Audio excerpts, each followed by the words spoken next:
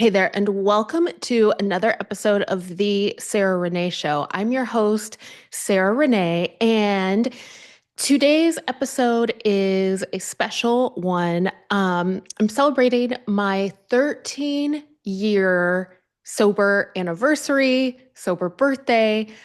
It's a huge, huge milestone for me, and it's all because of God and and AA. To be quite honest, the 12 steps and God absolutely are the only reason that I'm here, that I am alive, that I am clean and sober and, you know, have made it through depression and trauma and all of the things. And so, before we get into today's topic, just honestly giving thanks to God for the opportunity to share my story, to share the things that are making a huge difference for me in recovery with all of you, with anyone who needs this message. And, as always, I just set the intention that God delivers through me a message of hope, of weight, of his promise. And that's something that I share today resonates with someone who needs to hear it. And just that God uses my journey and uses me right now to deliver these messages to all of those in need. Thank you, God. Amen. Okay, so when I was kind of like feeling into what I wanted to share with you today, I felt like 13. It's one of my lucky numbers. So I was like, okay, let's do 13 big lessons that I have learned in recovery, in my sobriety over the past 13 years. So I have my list and we're going to zip through them so that we stay on track for time. But these are really good. So I would invite you to, maybe all of these will resonate with you, but maybe just one or two will resonate with you. So I would invite you to, just take in what lands, what speaks to you. And, of course, as always, leave what doesn't. Because I've learned these lessons at different points of my journey. And so there have been years in recovery where like one of these things was very prominent. So like doing a list like this, like it's like the Holy Spirit really wants to invite you to like pick one thing that maybe sticks out for you, or one thing, maybe you love somebody who's dealing with addiction or in recovery, one thing that you could share with them, or that maybe gives you more insight, more compassion, more empathy into what they're facing or dealing with, or something that helps you, as somebody who loves an addict or somebody who has some type of addiction. I think in this day and age, we all have like micro addictions, whether it's to social media, to scrolling, to our phones, to TV, to food, to certain behaviors, bad habits. So, take something that really sticks out for you. And then like, I would say go meditate on that. Go like take that lesson or that principle and really like journal on, what does this mean for me? What does this mean for me? God, why did you highlight this one in particular for me? Because I believe that when something is for you, it's like the Holy Spirit is going to make it stick out for you in particular. And so asking God, like, what are you trying to tell me through this piece, this particular lesson or quote, and meditate on it and just see how God is guiding you to take it into your life, or who God is guiding you to share it with. Because that's what I've done over the years, and it adds up. It all adds up and it turns into wisdom. But when we just absorb like so much information and we don't take the time to integrate like that, We end up knowing a lot of facts, a lot of cool quotes or insights, but we don't like get the fruit of it. Like we're not like integrating it deep enough. And so I would invite you, as I'm sharing these things, see what sticks, see how you can integrate that or live into that, or what the deeper lesson is. And then maybe you pick another thing next time. Okay. So, number one, lesson of recovery. Anytime that I have been engaging in something addictive. So, my addict story started when I was 12. It was a couple of weeks before my 13th birthday, and that was the first time I drank. And I can tell you exactly how it tasted.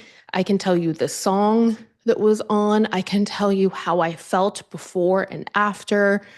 I can tell you exactly, like I can remember it so vividly like it was yesterday. And we took 5 shots. I was 12, first time drinking. We mixed a bunch of my friends' moms' liquor together and took 5 shots each. So, I think it's pretty amazing that I can remember it. But here's the thing. It's like, so when I'm engaging in something addictive, whether it's that, whether it's smoking, whether it's was drugs at one point in time, I'm seeking a solution outside of God. And that's what I remember the most about that first day of drinking, is that it felt like relief. That's what I remember the most. Like smoking cigarettes was the hardest thing that I ever had to quit. And it's something I've quit I haven't smoked in 19 years and I still miss it sometimes. And it's that relief. And so that's like this clue. And this could apply to food, comfort food. Do you ever just like emotionally eat? To TV, to scrolling, to any bad habit, addictive tendency, codependency. It is like seeking a solution without God. Father Mike Schmitz, he talks about sin, and he says that all sin is rooted in trying to be happy without God. And so there's a lot of similarities there. But this was like huge for me to realize that anytime I am engaged in something addictive or dysfunctional, I am seeking a solution without God. And it takes me back to like, oh yeah, I remember that first drink and I felt so good. And the next day, my addiction switch flipped on instantly. The next day I had craving for alcohol. And so, but it was the relief. It was like, this is going to make me normal. This is going to make being a human easier. I was looking for a solution to the human condition, which the solution to the human condition, if you don't know, is God, is to live a God-centered life, to be aligned with his plan. Life is so much easier that way. So that's like a huge awareness to have. Okay. Number 2, faith without works is dead. This is my favorite AA quote, in 12 step, if you don't know. There's a lot of these like, cheesy but catchy little quotes that you pick up, that the old timers say in the beginning. And faith without works is dead is one of my personal favorites because, again, it brings us to this practice of implementing this integration piece, this right? Because we can have faith, we can believe in our higher power, but if we're not living it, if we're not taking that next right action, we are not going to see change. And I would say in terms of my journey in addiction and recovery, that this was the piece that took me from post-traumatic disorder into post-traumatic growth. It was living in faith, taking the next right action. And because what it did was it started to help me see, oh, I'm in a safe place now. oh, I'm making better decisions now. And so it started to show me that, like, oh, I'm not stuck there. That's over. So it started to then allow my mind and my body to like really comprehend, really understand that time is over. It is not still happening. I'm in a new life and I'm safe and I'm good and I can process and I can heal and I can grow. Okay, number 3, God uses all things for good. You probably knew you were going to hear this at some point in time today. But especially what was meant for harm. And so think about like anything that has happened to you, anything that you've been through, mistakes. Um, a lot of people come into recovery and like they have like some big stuff that they did or that they were a part of or they saw or witnessed or experienced that was really, really bad, you know? And so people can come in with a lot of shame, a lot of guilt. And it's like knowing that God uses all things for good, especially those that were meant for harm. God uses our stories, those those like terrible mistakes, those terrible traumas, to relate to somebody who's new, to relate to somebody who's like, I'm not like these people. They don't get it. They don't get what I've been through. And so God uses even the dark stuff to reach those hearts and change people's lives. He uses all things for good, for others and for you. Number 4, spiritual warfare is a huge factor in addiction and recovery. I had multiple experiences in my recovery where I was going to have a client. I was going to go do like a house blessing for somebody, um, do some type of deliverance prayers or, clearing type prayers for somebody. And where if they had a demonic entity with them, it would come, it wouldn't want me to go there, right? So it would come to try to, distract me or scare me or whatnot beforehand. And multiple times, the tactic was to make me drink, to make me not to make me drink, didn't drink, to make me taste my drinks of choice. Like it was as if I just took a drink to attempt to kick in that physical addiction. Or it would put the thoughts or the memories of traumas. But it was like, I was set free from all that. So it didn't work. It was never successful. But also because I knew I have had the knowledge from my spiritual path to know that isn't me.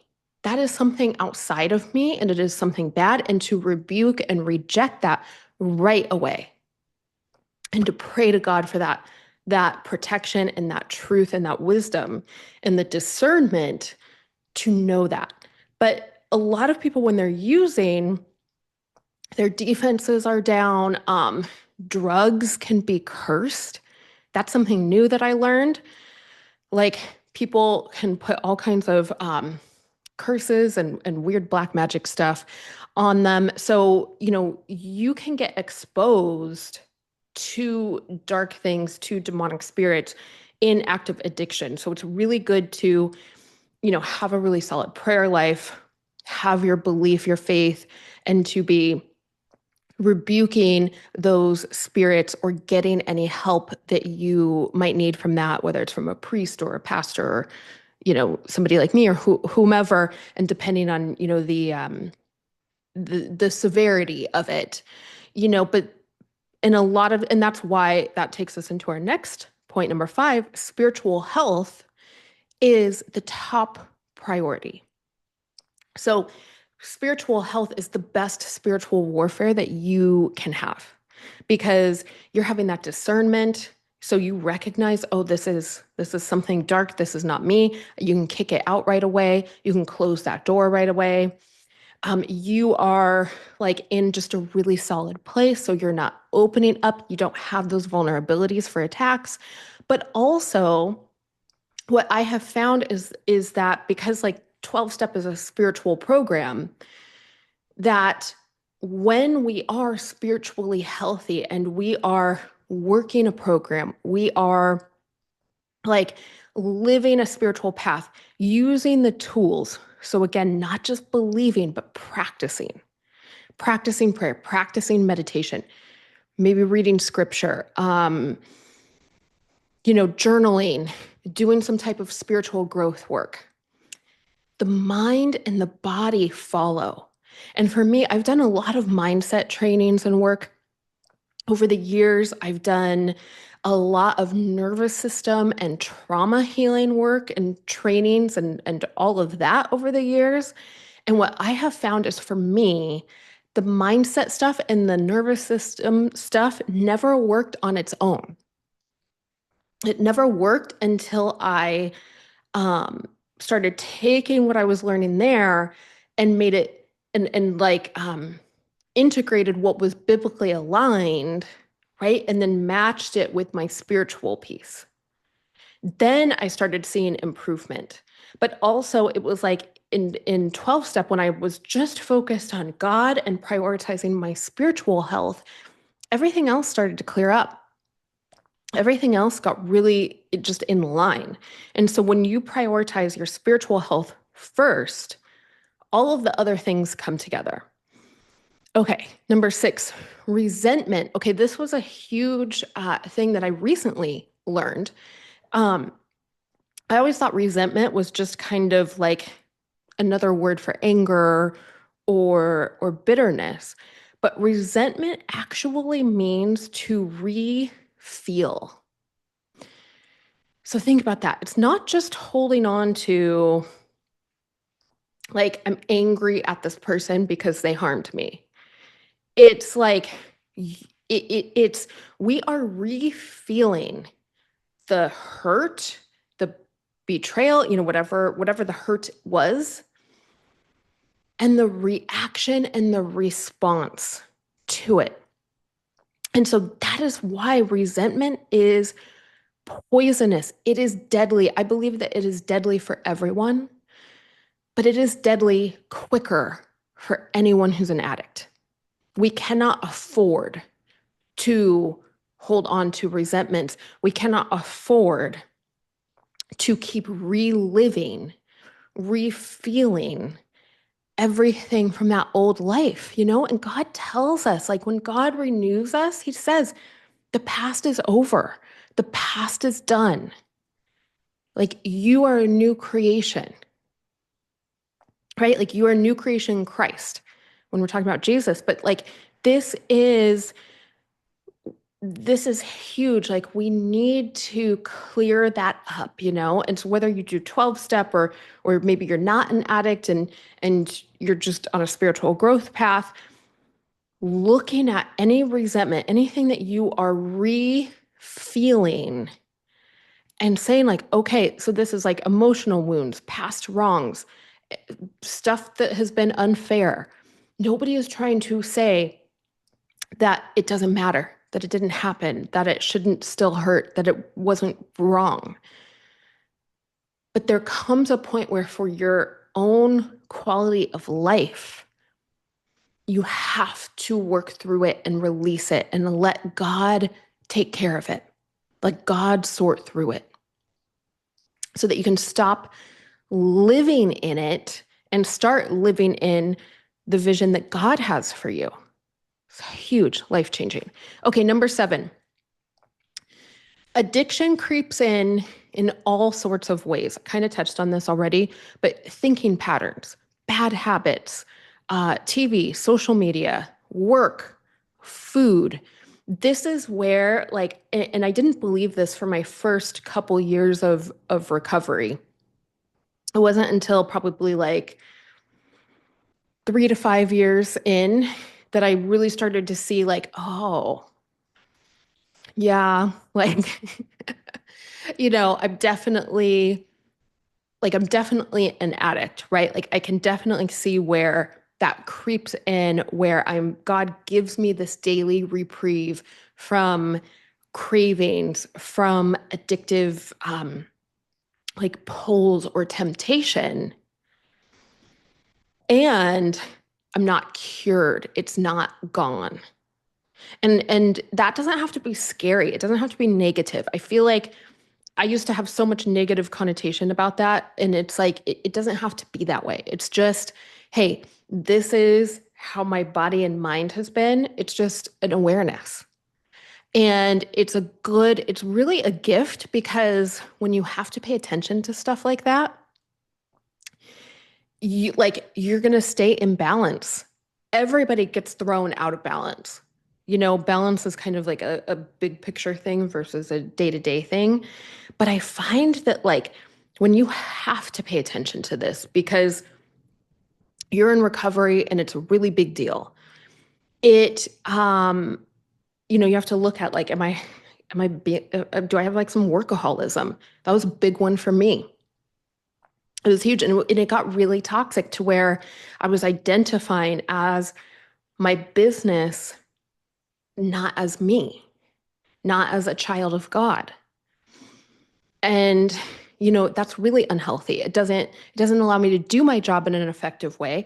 And, it gets really toxic really fast. And so, it's like having to look at that, check in, have some awareness, do the work, do the journaling, do the spiritual prayers around it to keep healthy boundaries, to keep like your identity focused in who we are in God. It just keeps everything in a healthy balance. Like even when it's slightly imbalanced, it's still healthy balance over time. And so that's really something to remember. And it's like the habits, like looking at like the habits that we lean on all day. I think that that's why smoking was the hardest thing for me to quit because I didn't drink all day, and so that wasn't something like, my drinking was very like under control in a lot of ways. It was just once I started drinking, I would drink too much. But smoking, I smoked every 2 hours throughout the day. I smoked when I woke up and had my coffee. And then it was like about every 2 hours, I would start craving a cigarette and I would go smoke. And so when I quit, I had to rearrange my whole day because it was like every 2 hours, I was like, what do I do? I don't know what to do. I felt lost for like, 2 weeks was severe, but then I would say like, a good month and until I got like completely new routines. But this is why like practices like Lent or fasting where you give something up. So it doesn't just apply to food. It could be, I'm gonna, take 40 days and go off social media. It could be one day a week you give something up. Like some kind of habit, but doing these kind of fasting practices helps you to break that cycle of addiction, to break the cycle in some of those habits. And then what you do is you take the time that you would normally be engaged in whatever the thing is, and you devote that time to prayer. You devote that time to God, to your spiritual connection, because it really is about seeing, okay, kind of back to number one, like I've been doing this thing or using it as a solution instead of going to God, as a crutch, as a coping mechanism, instead of my relationship with my higher power. And so when we say, okay, you know what, I'm going to give up, um, TV at night and I'm going to pray instead, or I'm going to listen to a spiritual podcast instead, or I'm going to read scripture, or, I'm just going to meditate and spend time with God instead. That can be a huge awakening and a huge shift and strengthen your relationship with your higher power and also sever those toxic patterns or addictions that may have been getting a little bit out of hand, or maybe really out of hand, depending on where you're at with that. So that's a really good practice to incorporate. Okay, number 8. God's plan is always, always, always, always better than mine. Um, I've been reminded of that every day in recovery. Um, God's plan is always better than mine. And so, how I implement that is at night when I'm doing kind of my daily inventory, my daily reflections, I ask, have I been in God's will or in my will? In 12 step, we call it like a self will run riot, right? Like I can definitely um, grab the wheel from God and be like, this isn't happening fast enough. I think you forgot. I think you forgot how urgent this is. I don't think you know how this part of the world works, which is just comical. Because God knows everything. But like I can definitely be that person where I grab the wheel, like I'm white knuckling it. And I'm like, I'm going to force this in. And it's like self will run riot. And that never works out. It always ends up, something doesn't like minimally, like something just doesn't work. I would say like on the worst end, I end up worse than I was. Back in active addiction, it usually resulted in some type of harm to mainly myself. Um, but it's God's plan is always better. And so I am always asking, and especially with like big decisions, big, changes, I'm like, okay, is this me or is this God? And asking that over the years has helped me to develop that discernment. And that is something, I help my clients with, right? Of developing that discernment of what is coming from you and what is coming from God. And it's very important. Okay, number 9, recovery is not, it is not something to take for granted. This one is, it's so important to me. I went through a 2-year period in early recovery where 9 friends died. Nine friends of mine from my addict days died, mostly of overdoses. And then after the pandemic, during the pandemic, and then coming out of the pandemic, I'd say over a dozen. I mean, only a few that I knew, closely knew. They weren't in my inner circle, but that were like, people that I had their number in my phone. Like we touched base from time to time, a few people that I knew that close. And then over a dozen people that were like, oh, I've seen them in meetings. I know them from this community. We've talked at parties and like that I knew, but I didn't know really well. And then add on top of that clients that I have in recovery, people that I know in different towns in recovery. I mean, it would be probably over 100 people that I have heard of dying during the pandemic and after the pandemic. And I'm going to say something, and some people are going to get mad at me, and that's okay. But it has to be said because it's the truth. Over half of those people who died, they went out because of plant medicine. They went out because they did ayahuasca. They went out because they did ketamine, which I don't even think ketamine is plant medicine, but for whatever, psychedelics, I don't even know. That's not my world. Ayahuasca, ketamine, mushrooms. Those were the 3 things that I knew, that people close to them knew, that they were saying, I want to get closer to God. I want to grow my spirituality. Everybody says it's fine for addicts, that it's non-addictive, that it helps addicts, that it helps our brain, and they went and did those things, and then they relapsed, and then they died. They are not safe for addicts. End of story.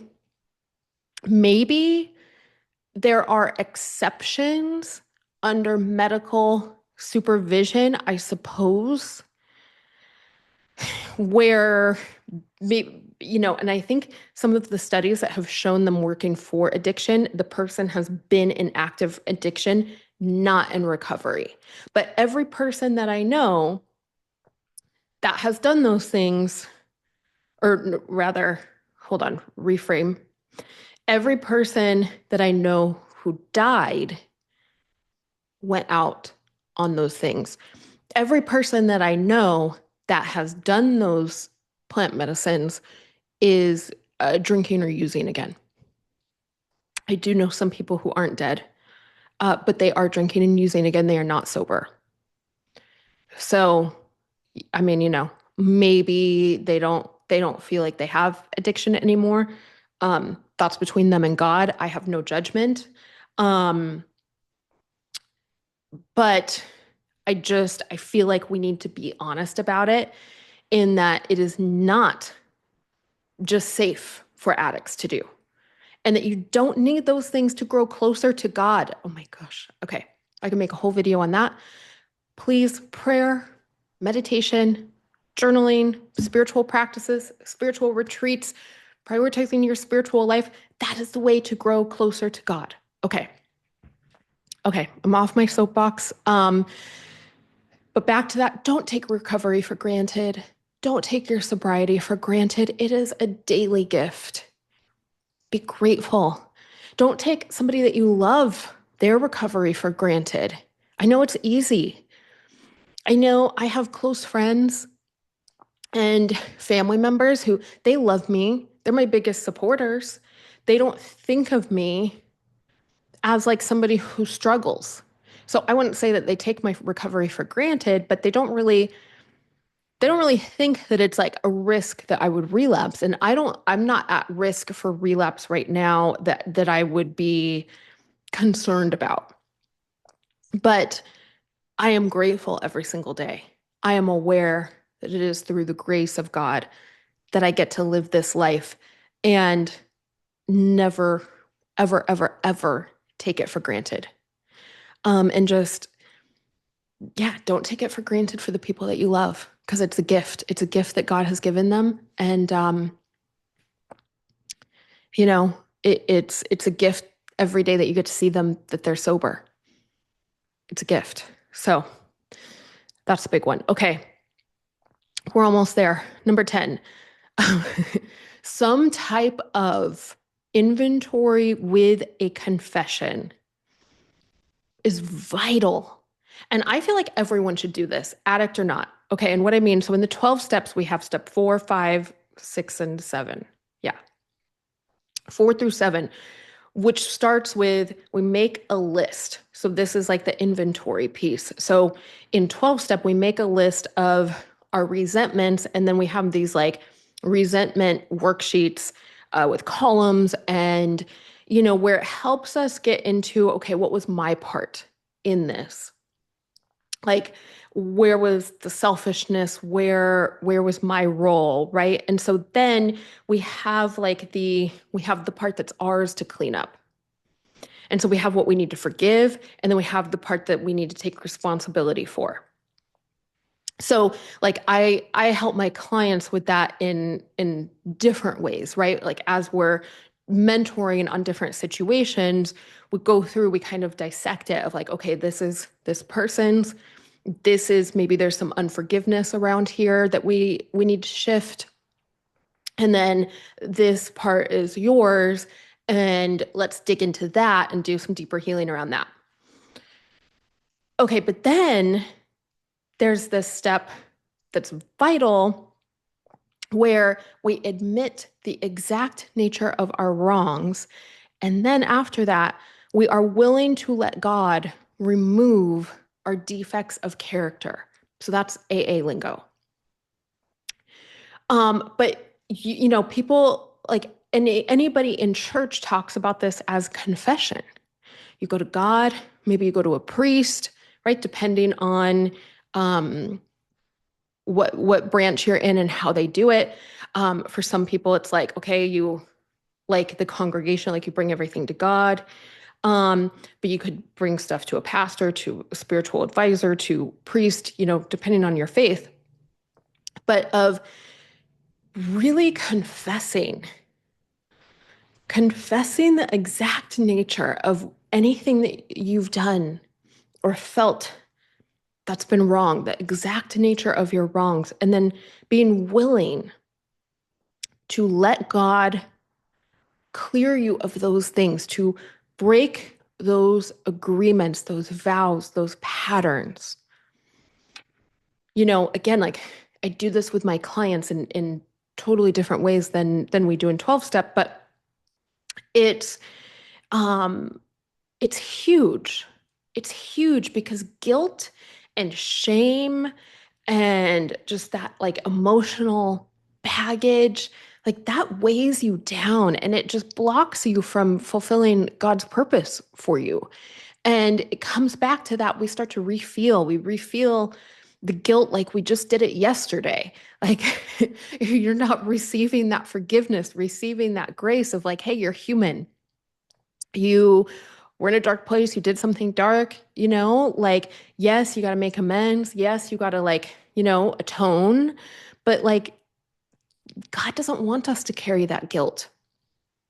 And it's poison. So having some type of process where you are, confessing, you are admitting, you're taking your inventory, whatever that looks like for you, to your higher power and to somebody that you trust, that is a safe person that will absolutely keep that private and confidential and honor it as a godly, sacred process.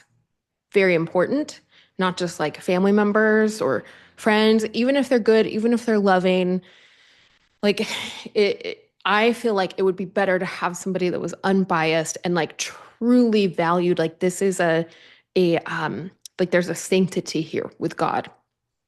This is a sacred, important process.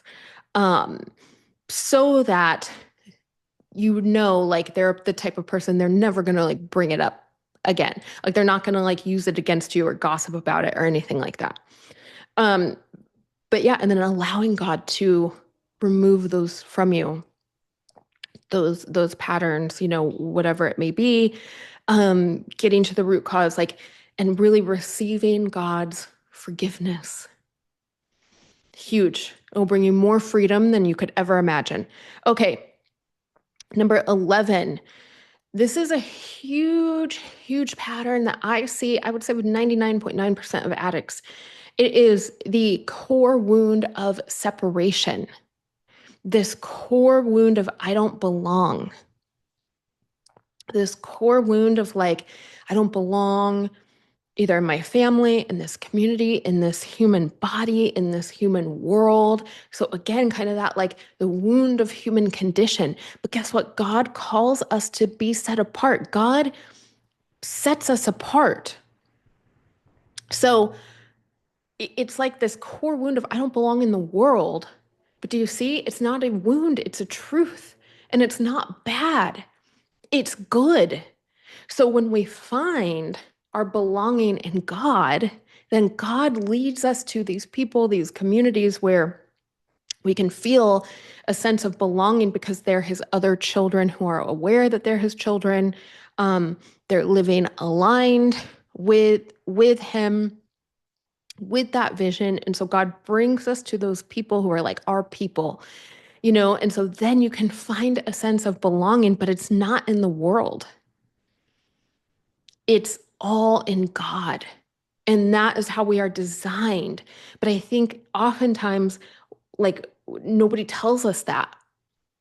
And so we can just internalize it as like, I don't feel like I belong here. I don't understand why the world is obsessed with this and I'm not. I don't understand why other kids are talking this way or treating each other this way and I'm not. I don't understand like why people lie, why people betray others, like why the world is so hard. And it's again, it's not that you're too sensitive, it's not that you're a victim.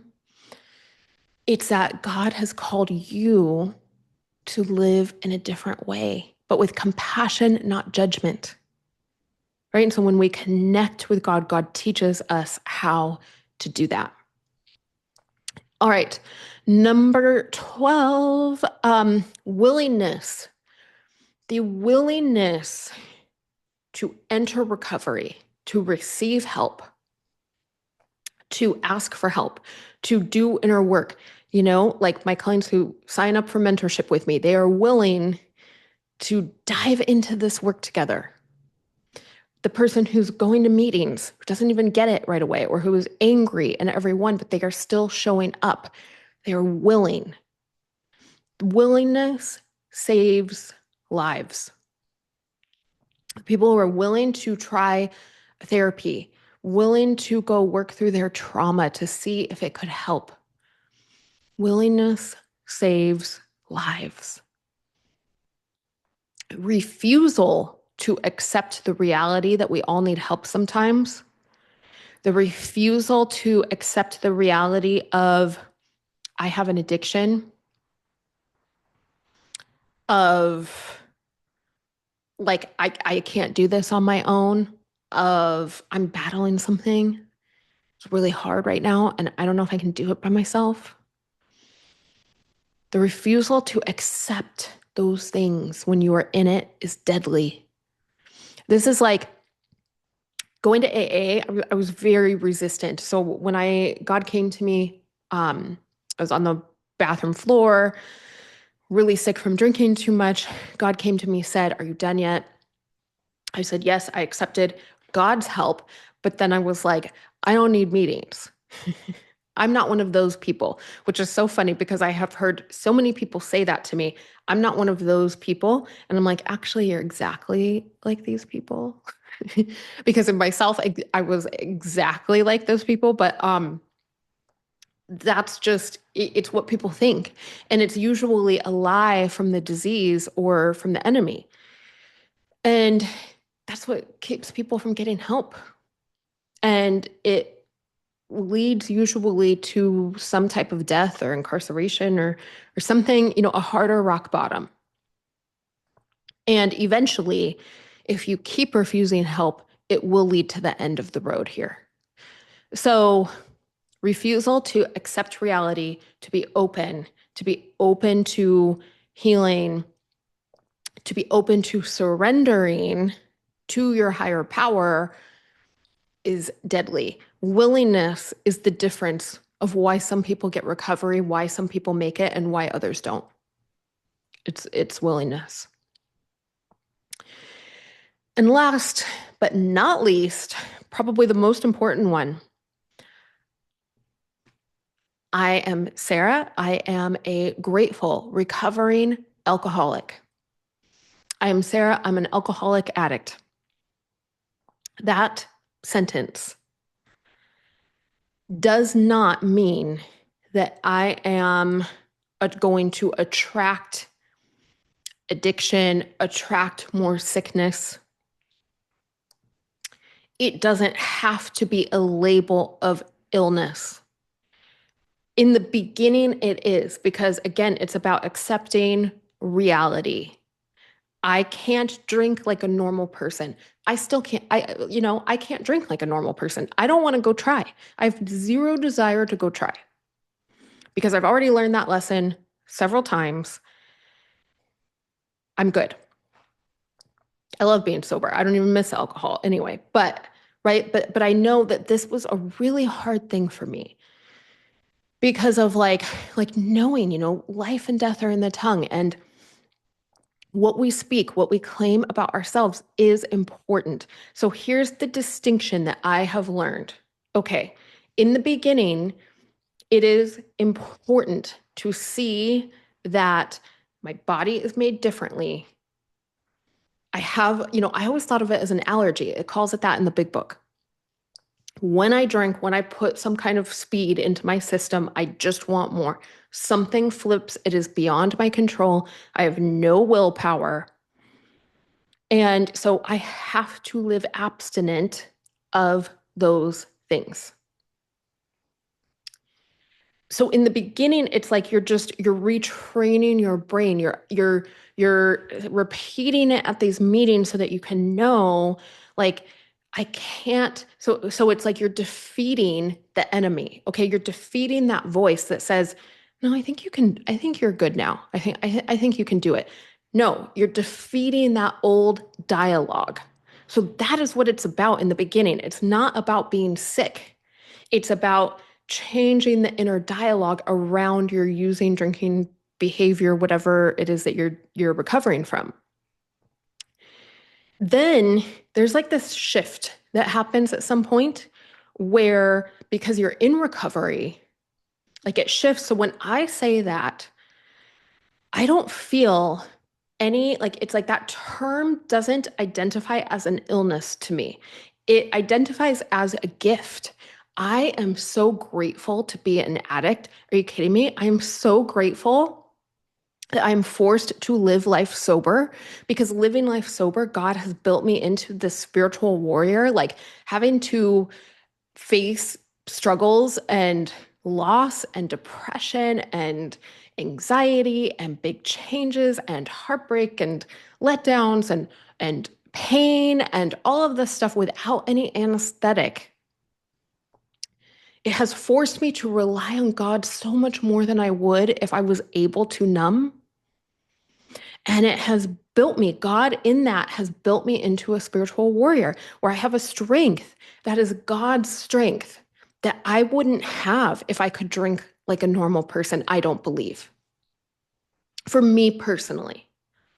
So I'm not saying like if you're somebody who has a drink every now and then, that you're not strong. But, for me personally, I know like I would use those things to numb instead of God. So I'm so grateful that I can't drink like a normal person. Also, even bigger reason, these gifts that God has given me, when God is able to like show me these incredible visions, to give me these insights that help people, to, like give me these feelings and this information about the world, for others, for myself, like the ability to hear God that clearly, to feel God that clearly, to see God that clearly, that's all sobriety. Is all sobriety. So when I say that now, like I am so, like, to me, it's a gift. I am saying like God made my body with this gift of addiction so that I can't go numb out like some people do. And so that I don't have a choice to create this veil of separation between me and my higher power. And I am so grateful. And on top of that, I like God gets to use my story and use my experience to help other people. So it is a gift. So I am that like obnoxious person now that like I'm truly grateful. I'm truly a grateful recovering alcoholic. I tried saying I was a recovered alcoholic for a while because I was like, no, I want to like really word this and speak life into my recovery. Um, that was quite humbling. I feel like God really used that to teach me this lesson, to show me that distinction of, hey, the addiction still creeps in. So recovered is a little too similar to cured, but you're in recovery. You're living it. It's a lifestyle. It's not a destination. And so that distinction was huge for me, and it took away all the shame that I had from that. But here's where it can be harmful. If you've ever heard somebody say, man, I'm just sick. I'm an alcoholic. Yeah, like I've heard people with 10 years, I've heard people with 20 years with like triple the amount of sobriety that I have say, oh yeah, I'm just a sick alcoholic. And you can see like that they're sick, like they're attracting different illnesses, different, they're still having like really extreme, how do I want to word this? Patterns of addiction in other ways. And so they're clean and they're sober, but their addiction is still creeping in like big time in other areas.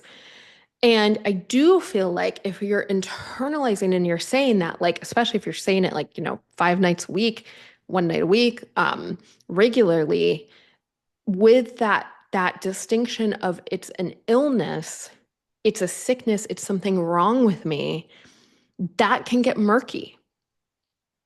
So it's good to look at like, okay, am I speaking it as a weapon against the disease of addiction?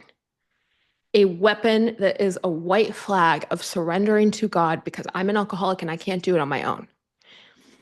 Am I speaking it as a gift? I'm an alcoholic, I'm in recovery. And, like I get to live clean and sober every day, even when it's hard. Or are you saying it as there's something wrong with me? I'm sick.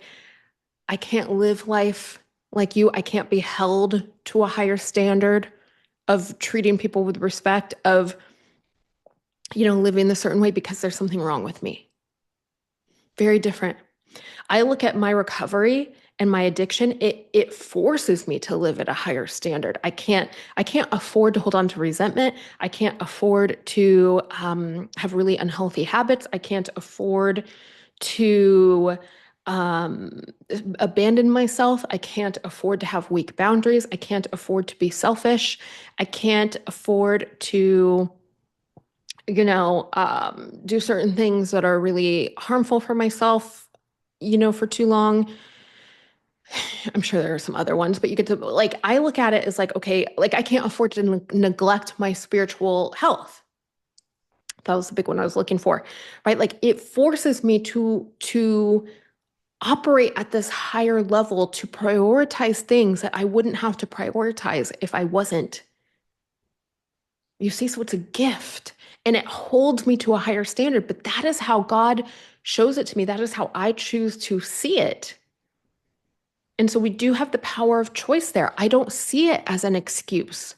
I see it as this requires me to live at a higher level in these ways for me.